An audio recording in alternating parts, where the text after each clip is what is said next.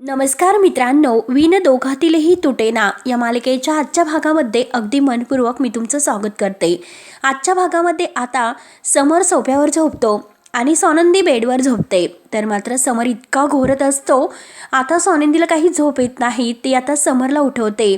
ओ समर राजवाडे उठा, अहो किती घोरतात, बापरे कितीही घोरणं।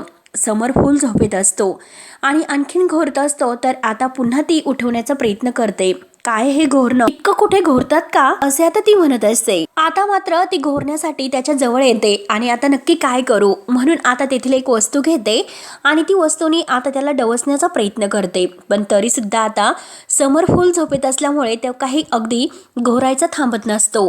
आता मात्र ती आणखीन एक अशी शोच्या वस्तूतील एक आता अगदी बारीक अशी काडी वगैरे घेते आणि आता समरच्या नाकाजवळ नेऊन अगदी त्या फुलांचा वास ती देते। आता लगेच समरला थोडीशी जाग येते। तोपर्यंत आता सोनंदी लगेच आपल्या जागेवर बेडवर जाऊन झोपते, अंगावर वगैरे घेऊन, आणि आता ती झोपलेली आहे मग असे ती समरला दाखवते। आता समर उठतो आणि कोण आहे असे विचारतो। आता सोनंदी अगदी गुपचूप डोकून पाहत असते नक्की काय आहे। आता जोरात समरला शिंक येते आणि तो उठून बसतो। इकडे तिकडे पाहतो, सोनंदी झोपलेली आहे की ते सुद्धा बघतो आणि पुन्हा मात्र आता स्वतःशी हसतो आणि पुन्हा झोपतो। सोनंदी पुन्हा त्याला डोकावून पाहते आणि ती सुद्धा आता झोपते। त्यानंतर आता इकडे आधिरा तर अगदी मंदाच्या वागण्याचा विचार करत बसलेली असते, खूप नाराज असते आणि तेवढ्यात ते रोहन येतो। मागून आल्यानंतर रोहन लगेच तिला अगदी घट्ट मिठी मारतो। आधिरा मात्र इतकी घाबरते आणि दचकते। आता रोहन तिला विचारतो की अगं मीच आहे, तुला इतकं दचकायला काय झालंस। आता रोहन म्हणतो की अगं तू कसला इतका विचार करत होतीस, माझाच विचार करत असतील। त्यावर आता आधिरा म्हणते की अरे रोहन, तुझा विचार करायचा होता पण तरी सुद्धा आजकाल माझ्या विचारात मात्र शेवटी आई येतातच। आता रोहन तिला विचारतो की आई म्हणजे नक्की काय झालं आधिरा, मला एक गोष्ट सांग बरं, आई परत तुला काही बोलली का। आधिरा म्हणते की हे बघ अरे त्या सारख्याच बोलत असतात आणि हे बघ अरे माझ्याबद्दल तर बोलत असतात परंतु जनरल अरे ते खूप काही बोलतात इतकं। त्यावर आता रोहन हसतो। रोहन म्हणतो की अगं आधिरा, आणि तो आधिराच्या हाताला धरतो, तिला बेडवर घेऊन बसतो आणि म्हणतो की हे बघ काही लोकांची सवय अशीच असते आणि मला तर लहानपणापासून सवय आहे, त्यामुळे मी तुला सुद्धा सांगतो, तुला सुद्धा आता वेळेअभावी तिची ही सवय माहिती होईल आणि वेळेनुसार तू सुद्धा अगदी तिची सवय करून घेशील। त्यावर आता लगेच आधिरा म्हणते की अरे रोहन खूप वेळ लागतो, आय अंडरस्टँड, अरे काही काहींचं नेचर तर असं असतं आणि बघ ना मला हे ऍडजस्ट करत नाही जमणार। त्यावर रोहन तिला म्हणतो की अगं तू डायरेक्टली असं बोलू नकोस। आता आधिरा म्हणते की थांब यार मला बोलून दे प्लीज, माझं ऐकून घे। तर रोहन म्हणतो की बोल ना। आता आधिरा म्हणते की हे बघ अरे ते सतत काही ना काही बोलत असतात, मी त्यांना मनापासूनच आवडत नसेल, मी काही जरी केलं तरी सुद्धा ते त्यांना आवडत नाही आणि काही जरी केले ते सुद्धा त्यांना नाही पटत, काही ना काही दोष काढतच असतात, छोट्या छोट्या गोष्टीमध्ये सतत टोकावून अगदी चुका काढतच असतात। रोहन तिला समजवण्याचा प्रयत्न करतो की आधिरा हे बघ अगं असं काही नाही, अरे आजचंच उदाहरण घे, कारण आम्ही शॉपिंगला गेलो होतो आणि सलूनला, तेव्हा सुष्मिता ताईंनी काही शॉपिंग केली आणि त्या नंदूताईंना अर्पिताने सांगितलं असेल आणि मात्र नंदूताई ह्या सुष्मिता ताईंना खूप बोलल्या। तेव्हा आता लगेच आईंना हे समजले। आईंना तर असं वाटलं की मीच आता सगळं काही नंदूताईंना सांगितलं, पण हे बघ अरे मी काही सांगितले नव्हते आणि आईने अगदी राग माझ्यावरच काढला। अरे आई मला इतक्या बोलल्या, अरे माझ्या मनात सुद्धा नव्हतं हे सगळं की काही मी सांगितले म्हणून, तू सांग बरं यामध्ये माझी काही चूक आहे का। रोहन तिला शांत करतो आणि म्हणतो की आधिरा यात तुझी काही चूक नाही, मी तुला एक सजेशन देऊ का, तू इतकं मनाला लावून घेऊ नकोस आणि आई जे काही बोलत आहे त्याकडे लक्ष देऊ नकोस। त्यावर आता आधिरा त्याला म्हणते की अरे तू कसा इग्नोर करणार आहे कुणाला, आणि सतत मला असं कोणीतरी काहीतरी बोलत आहे याची मला खरंच सवय नाही आणि हे बघ मला ह्या सगळ्याचा अगदी सवय नसल्यामुळे राग येतो आणि आजकाल मात्र मी सगळं काही कंट्रोल करण्याचा प्रयत्न करते, सुद्धा मी सर्व हँडल करण्याचा प्रयत्न करते, पण तरी सुद्धा कोणी मला समजून घेतच नाही। त्यावर तर रोहन तिला म्हणतो अगं तू कशाला इतका ट्रेस घेते, घेऊ नकोस। त्यावर तर आधिरा म्हणते बघ अरे जर माझी चूक असेल तर मात्र ती चूक मी स्वीकारते, परंतु मला ऐकून घेण्याची सवय नाही आणि हे बघ जर माझी चूक नसेल तर मी तरी सुद्धा काय ऐकून घ्यायचं बरं। अरे मी तुला सांगते हे बघ माझ्या घरी सुद्धा मी माझ्या मॉमचं काही ऐकून घेतलेलं नाही, मग इथे मी तुझ्या मॉमचं काय ऐकून घेऊ बरं। आणि हे बघ आता हे सगळं काही सहन होत नाही, त्यामुळे मला स्वतःची भीती वाटते, कारण मी असं काहीतरी अपमानकारक बोलून जाईल की समोरच्यांचा अपमान होईल आणि ज्यामुळे मात्र घरामध्ये खूप भांडण होतील आणि ते भांडणं मला नकोय। त्यानंतर आता ही आदिरा थोडी शांत होते, रोहनजवळ येते, त्याच्या मिठीत येऊन त्याला म्हणते, हे बघ रोहन, अरे खरंच मला तुझ्याबरोबर छान असं आयुष्य जगायचं आहे, सी वंडरफुल लाईफ. आणि हे बघ अरे मला इथे राहण्याचा काही प्रॉब्लेम नाही, पण तरी सुद्धा अरे त्यांना मध्ये मध्ये खरंच खूप इंटरफेअर करत असतात, मध्ये मध्ये काहीतरी करत असतात, त्यामुळे तेच मला नाही आवडत. आणि हे बघ रोहो, अरे तुला कळतं ना मला काय म्हणायचं आहे. रोहन तिला शांतपणे समजावतो की हे बघ मला कळतं, अगं आधीला तू इतकं टेन्शन घेऊ नकोस.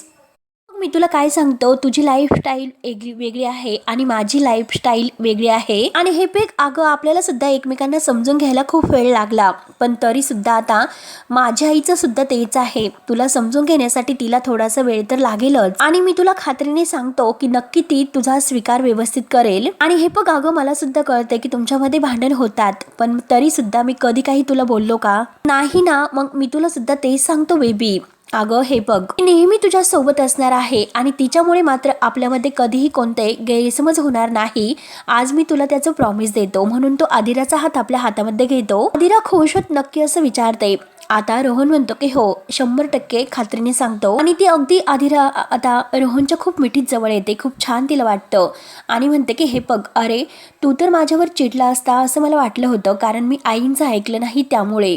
त्यावर आता रोहन म्हणतो की अगं अदिरा तू असं का बोलतेस, माझं तुझ्यावर प्रेम आहे, मी कशाला तुझ्यावर रागवेल. आणि दोघंही आता एकमेकांच्या मिठीत येत आता दोघंही एकमेकांना आय लव्ह यू असं म्हणतात. इकडे सोनंदी आणि आजी चहा घेत असतात. आता तेवढ्यात आता केशरी ट्रोल्समधून आता इंटरव्ह्यूचा कॉल मात्र आता सोनंदीला आलेला असतो, ते बघून तिला आनंद होतो. ती आजीनं म्हणते की आजी मला कॉल येतोय केशरी ट्रोल्समधून. आजी म्हणते की अगं घे ना मग कॉल. आजी म्हणते की अगं बघ ना काय म्हणतात ते. सोनंदी म्हणते की हो हो बघते आणि ती कॉल उचलते. आता मात्र सोनंदी फोन उचलल्यानंतर आता त्या मॅडम विचारतात की सोनंदी राजवाडे आहे का. सोनंदी म्हणते की हो हो. त्यावर आता पुढे मॅडम म्हणतात की हे बघा आमच्या केशरी ट्रूल्स कंपनीने मात्र तुमची इंटरव्ह्यू घेतल्यानंतर तुम्हाला हायर करण्याचा डिसिजन घेतला आहे. ते ऐकून आता सोनंदीला खूपच आनंद होतो. सोनंदी खुश होत थँक्यू सो मच असं म्हणते. आता मॅडम पुढे म्हणतात की लवकरच मात्र तुमचा अपॉइंटमेंट अगदी घेतलं जाईल आणि सगळं काही व्यवस्थित तुम्हाला व्यवस्थित मेलद्वारे सांगितलं जाईल आणि आजच्या दिवसातच तुम्हाला मेल येईल आणि कंपनी तुमच्या बरोबर काम करण्यासाठी उत्सुक आहे. ते ऐकून सोनंदीला इतका आनंद होतो. तेव्हा आता सोनंदी खुश होत फोन ठेवते आणि आजीला सांगते आजी मला जॉब मिळाला त्या कंपनीमध्ये, खरंच खूप छान कंपनी आहे ती. आता आजी ही थोडीशी नाराजच असते आणि ती सोनंदीला अभिनंदन असं म्हणते. सोनंदी खुश होत थँक्यू असं म्हणते. त्यावर आता तेथे मलिका येते. मलिका म्हणते की अरे वा अभिनंदन, आणि काय आई कशाबद्दल तुम्ही सोनंदीचं अभिनंदन करतात असं विचारते. आता सोनंदी खुश होत म्हणते की काकू अहो मला नवीन जॉब मिळाला. त्यावर तर मलिका म्हणते की नाही ग तू माझी चेष्टा करतेस. परत म्हणते की नाही हो मला मेल आला होता आणि फोनसुद्धा आला होता, मी खरंच आता नवीन जॉब मला मिळालेला आहे. आता मात्र मलिका विचारते की अगं सोनंदी तू खरंच जॉब करणार आहेस का. त्यानंतर सोनंदी म्हणते की अहो मी आईंना विचारलं होतं, म्हणजे आजींना आणि यांना सुद्धा, आणि लग्नाच्या अगोदर मी अप्लाय केला होता. जेव्हा मला फोन येत होता तेव्हा मी आजींना सांगितले होते याबद्दल. त्यावर मलिका म्हणते की अगं नोकरी कशासाठी करायची, तू कोण आहे, राजवाड्यांची सून आहे हे तुला माहिती आहे ना, आणि समर राजवाडे यांची बायको आहे, लक्षात आले का तुझ्या. त्यामुळे हे बघ तू नोकरी विक्री करू नकोस आणि आता ही ऑफर तू कॅन्सल कर. आता लगेच सोनंदी म्हणते की हे बघा काकू त्यांनी मला ऑफर दिलेली आहे, मी कशी कॅन्सल करू. मलिका म्हणते की तू त्यांना सरळ सांग की मला नाही जमणार आणि तू समर राजवाड्यांची बायको आहे हे तुला कळते का सोनंदी, आणि कसं दिसेल हे की समर राजवाड्यांची बायको नोकरी करते. आता सोनंदी नाराज होते आणि आजीकडे बघत असते. हे सर्व ऐकून आजी म्हणतात की हे बघ मलिका तिने नोकरी करायचं ठरवलेलं आहे, त्यामुळे तिला नोकरी करून दे. आता हे ऐकून मलिका लगेच म्हणते की आई मी असं का बोलतात, कारण मी तिच्या भल्यासाठीच हे सर्व म्हणते. त्यावर आता आजी म्हणते की हे बघ तिचं भलं तिला कळत आहे, ती लहान नाही आता. मलिका आता पुढे म्हणते की आई तुम्हाला माहितीच आहे की लग्नामध्ये आपलेच नातेवाईक चर्चा करत होते की ते सरपोतदार आपल्या तोलामोलाचे नाही, आणि आता तर काय ही नोकरी करायचं म्हटल्यानंतर म्हणून मी आता हे सर्व बोलले, बाकी काही नाही. आता मलिकाला मात्र अगदी टोमणा मारायचाच असतो आणि सोनंदीला काही जॉब करून द्यायचा नसतो. त्यावर आता हे सगळं ऐकून आजी म्हणते की हे पग चर्चा कितीही केली नाही तरी ती होतेच, मग याकडे आपण किती लक्ष द्यायचं आणि किती नाही हे आपण आपलं ठरवायचं. त्यावर आता मलिका पुन्हा म्हणते की का पण तिला नोकरी करायची, पैसे का कमवायचे, आपल्याकडे काय कमी आहे. त्यावर आता आजी म्हणते की हे पग त्यासाठी काम नाही करत लोक, तुला ही सर्व नाही कळणार कारण तुला याचा अनुभव नाही. काम करायला मी कुणालाही अडवत नसते आणि हे बघ मलिका, तू जरी मला नोकरी करण्यासाठी विचारलं असतं तरी सुद्धा मी तुला अडवलं नसतं, मी सुद्धा तुला परवानगी दिली असती. आपण आपला दिवस कसा घालवायचा, आपलं आयुष्य कसं घडवायचं हे ज्याचं त्याने ठरवायला पाहिजे. स्वानंदीला पैसे कमवण्यासाठी ही नोकरी करायची नाही, आता हे स्पष्ट उघड आहे. त्यामुळे आता आजींचं हे बोलणं ऐकून मात्र स्वानंदी खूपच खुश होते. तिचं मन जर त्यात अगदी रमत असेल तर तिने नोकरी खरंच करावी. आता स्वानंदीचा चेहरा पूर्ण खुलतो आणि हे बघ मलिका, आता यापुढे चर्चा नकोय, माझा निर्णय झालेला आहे तिने नोकरी करावी म्हणून. त्यावर आता स्वानंदी म्हणते की हो, मी एवढी वर्ष नोकरी केली, खरंच मला आनंद वाटतो म्हणून. त्यावर आता मलिका लगेच म्हणते की हो, आता आईनेच परवानगी दिली आणि समरला काय वाटेल म्हणून मी आपलं बोलले, बाकी काही नाही. आणि मुद्दाम आता आजीच्या तोंडावर आणि स्वानंदीच्या तोंडावर अगदी म्हणत असते की कॉंग्रॅच्युलेशन्स स्वानंदी, अगं खरंच तू नोकरी केली, मला आवडली आणि खरंच करावी आणि हे बघ मन लावून कर, अगदी प्रामाणिकपणे कर. आता स्वानंदी मात्र आजींना म्हणते की खरंच थँक्यू, तुम्ही मला इतका सपोर्ट करतात त्याबद्दल. मलिका त्या दोघींकडे बघत मनात म्हणते की आई, मला माहिती आहे की तुमचं वागणं मला कळते, तुम्ही असं का म्हणतात. एकतर तुम्ही हिला सून मानत नाही किंवा ही सून टिकणार नाही याची तुम्हाला चांगली खात्री आहे, म्हणूनच तुम्ही असं वागतात ना. पण काही का असं ना, तुमचं हे वागणं आहे ना ते माझ्या पथ्यावर पडते. मुद्दा मात्र आता स्वानंदीकडे बघत म्हणते की खरंच आता नोकरी तू करच. आता आपल्या मनात ते हे सर्व म्हणत असते. त्यानंतर आता इकडे दुसरीकडे रोहनचे बाबा हे अगदी बाहेर निघालेले असतात. रोहनला आवाज देतात की रोहन, अरे मी जातोय, आणि देवाला आता जाताना नमस्कार करतात. श्री स्वामी समर्थ असा जप करत आता ते जायला निघतात. तेवढ्यात मंदा बाहेर येते. मंदा आता बाबांशी बोलत असते की अहो ऐका, परंतु आता ते काही उत्तर न देता फक्त स्वामी समर्थ स्वामी समर्थ जप करत ते बाहेर दरवाजात अगदी येतात. तोच लगेच मंदा त्यांना आडवी होते. तुम्ही कुठेही जायचं नाही, का असे करतात. आता सुष्मिता सुद्धा पुढे येते आणि तेवढ्यात रोहन आणि आदिरा सुद्धा बाहेर येतात. रोहन विचारतो की काय झाले. मंदा म्हणते की हे बघ रोहन आणि आदिरा, तुम्ही समजावा यांना, तुम्ही नका जाऊ. त्यावर आता सुष्मिता सुद्धा म्हणते की डॅडा, अहो तुम्ही नका जाऊ, तुम्ही काय करतात हे सर्व. त्यावर आता मंदा स्पष्टपणे म्हणते की हे बघा, मी तुम्हाला एफडी नाही मोडून देणार, नाही म्हणजे नाहीच. त्यावर आता रागाने मात्र स्वानंदीचे बाबा म्हणतात की हे बघ मंदा, या पैशाशी तुझा काही एक संबंध नाही. त्यावर आता लगेच मंदा म्हणते की असं कसं, या माझ्या पैशांशी संबंध नाही, मी सुद्धा तुमच्याबरोबर संसार केलेला आहे आणि हे पैसे जर आता मोडले, ही एफडी मोडली तर आपण खायचं काय आणि राहायचं कसं. त्यावर आता बाबा सुद्धा चिडतात आणि म्हणतात की आजपर्यंत तुला काय कमी पडलं होतं सांग ना, काय कमी पडलं होतं. परंतु राजवाड्यांच्या दागिन्याचा मोह धरला होता. आता मात्र मंदा खूप रडत असते आणि म्हणते की ऐकवा, कायम मला अजूनपर्यंत तेच ऐकवत राहा, काही करा, मला फासावर चढवा, वाटेल तसे बोलत राहा, तरी सुद्धा मी तुम्हाला ही पावती नाही मोडून देणार, अजिबात नाही. त्यावर आता हे बाबा पुन्हा चिडतात आणि म्हणतात की हे बघ, तू जरी मला थांबवले तरी सुद्धा मी नाही थांबणार, मी तुला एकदा सांगतो की बाजूला हो म्हणून. त्यावर आता मंदा खूप विनवण्या करते की राजवाड्यांना ह्या छोट्याशा पैशाने काही फरक नाही पडणार, अहो माझं ऐकून घ्या. परंतु हे बघा, आपण मात्र ह्या फटक्यातून कधीही सावरू शकणार नाही, हे लक्षात ठेवा. आता रोहनचे बाबा स्वतः अगदी म्हणत असतात की हे तर तुझेच उपकार आहेत आणि ह्या विचाराने अगदी मला झोप सुद्धा येत नाही, आपण मुलीच्या बाजूचे. आता मात्र हे बघ, लग्न सुद्धा त्यांनी लावून दिलं, सगळं मानपान आहे, सगळं काही खर्च त्यांनी केला, आपण काय केलं, त्यांचे दागिने आपण गहाण ठेवलेत. अगं तू सांग की माझ्या मुलीची त्या घरामध्ये काय किंमत राहील. आता सुष्मिताच्या डोळ्यात पाणी येतं आणि बाबांच्या सुद्धा. आणि हे बघ, हे पैसे मात्र हे पैसे त्यांचे आहेत, आता हे आपले राहिलेले नाहीत. त्यामुळे मात्र मला कुणाचंही देणं ठेवायला आवडत नाही. शेवटी आता हे सगळे पैसे मी त्यांचे देऊन टाकणार आहे आणि हे बघ, मी कुणाचं देणं ठेवत नसतो आणि मी त्यांचे पैसे परत देणार आहे. त्यामुळे मी तुला शेवटचं सांगतो की बाजूला हो म्हणून, नाहीतर मी माझं मेलेलं तोंड तू पाहशील म्हणून. बाबा आता खूप ओरडतात. मंदा आता लगेच डोक्याला हात लावते आणि खूप रडते. बाबा आता तेथून रागाने निघून जातात. मंदा खूप रडत असते आणि रोहन आदिरा समोर येते आणि त्या दोघांना म्हणते की बघितलंस का, हे माझ्याशी असं वागतात. रोहन मात्र आता आपल्या आईशी काही चर्चा न करता तो आदिराला म्हणतो की मला ऑफिसला जायला उशीर होतोय, मी निघतो आता. आणि आदिरा चल म्हणून तो आदिराला आतमध्ये बोलावतो. आदिरा आत जायला लागणार. तोच लगेच मंदा आदिराला म्हणते की आदिरा, अगं तू तरी काहीतरी त्यांना म्हणायचं होतं, जर तू काही बोलली असती तर ते नक्कीच थांबले असते. आता आदिरा म्हणते की हे बघा आई, आणि हे बघा अहो आई, ते काही चुकीचं नाही करत, कारण पिंट्या दादाला पैसे हवे आहेत, पण तरी सुद्धा मी ते नाही म्हणत. पण बाबा सुद्धा काही चुकीचं नाही करत, त्यांना सुद्धा खूप अवघड वाटत असेल आणि अगदी त्यांना खरंच अगदी फील होत असेल. इकडे समर मात्र आपल्या रूममध्ये तयार होत असतो आणि आता ही स्वानंदी अगदी दरवाजा उघडून मिस्टर राजवाडे असं करत येते. आता लगेच समर म्हणतो की काय हो, तुम्हाला दरवाजा नॉक करून येता येत नाही का?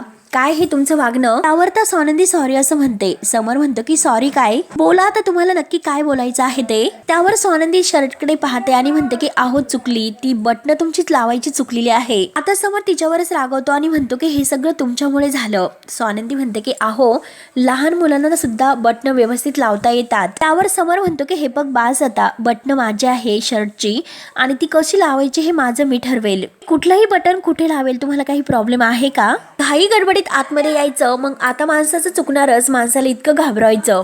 आता स्वानंदी ओके असं म्हणते. समर पुन्हा चिडतो. तुमचं मात्र अगदी खरं आहे, काही झाले तरी ओके हा शब्द वापरायचा आणि आपलं संभाषण थांबायचं. एवढी कसली घाई असते तुम्हाला? एकतर घाईघाईत आत आल्यात, मग येथे किती प्रॉब्लेम होतात बरं. स्वानंदी आता विचारते की हे बघा मी पटकन बोलते. आता समर म्हणतो की शांतपणेच बोला, कारण मला अगदी वेळ आहे. त्यावर स्वानंदी त्याला म्हणते की ऑफिस जॉईन करायचं आहे. समर म्हणतो की काय, कुठे? आता स्वानंदी म्हणते की हे बघा मी तुम्हाला बोलले होते की मी आता एक अप्लाय केला होता. मी आता त्यांच्याकडून फोन आल्यानंतर इंटरव्ह्यू दिली होती, तर त्यांनी मला अगदी जॉईन करण्यासाठी सांगितलेलं आहे. मला ती नोकरी मिळाली सुद्धा आणि माझ्यासाठी एक खूप मोठी ही संधी असेल.